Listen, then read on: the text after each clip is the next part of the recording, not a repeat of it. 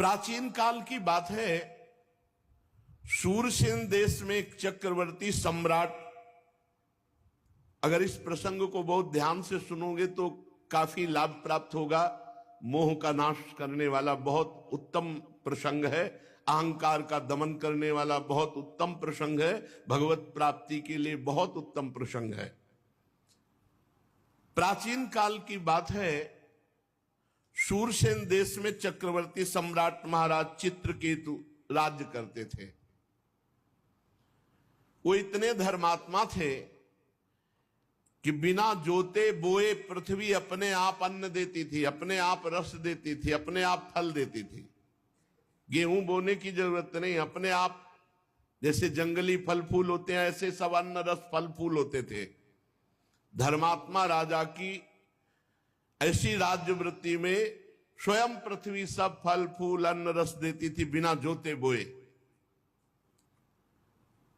और उनके 1 करोड़ रानियां थी। संतान नहीं हो रही थी तो रानियां बढ़ाते चले जा रहे थे, और किसी में भी ऐसी सामर्थ्य नहीं कि संतान उत्पन्न कर दे। इसका आध्यात्मिक भाव समझ लीजिए।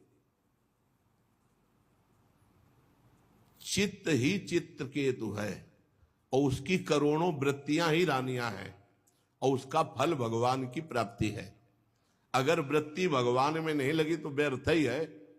ये करोड़ों वृत्तियां ही रानियां हैं, और चित्रकेतु अर्थात चित्त ही, चित्त की वृत्तियां करोड़ों होती हैं, चित्त एक और चित्त की वृत्तियां करोड़ों, और उसका फल भगवान वासुदेव की प्राप्ति हो जाना, वही संतान की उत्पत्ति है।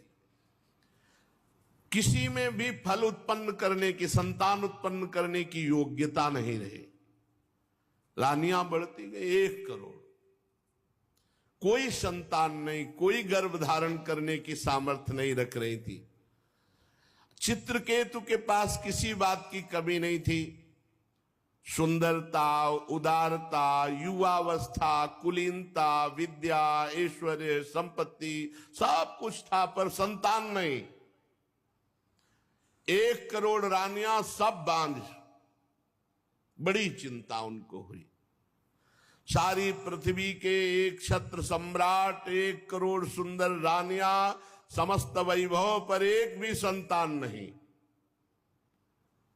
अब उनके हृदय में बहुत जलन, बहुत ताप कि मेरा जीवन व्यर्थ है। जो गृहस्थ है उसके पुत्र संतान नहीं होती, उसको पुत नाम का नरक प्राप्त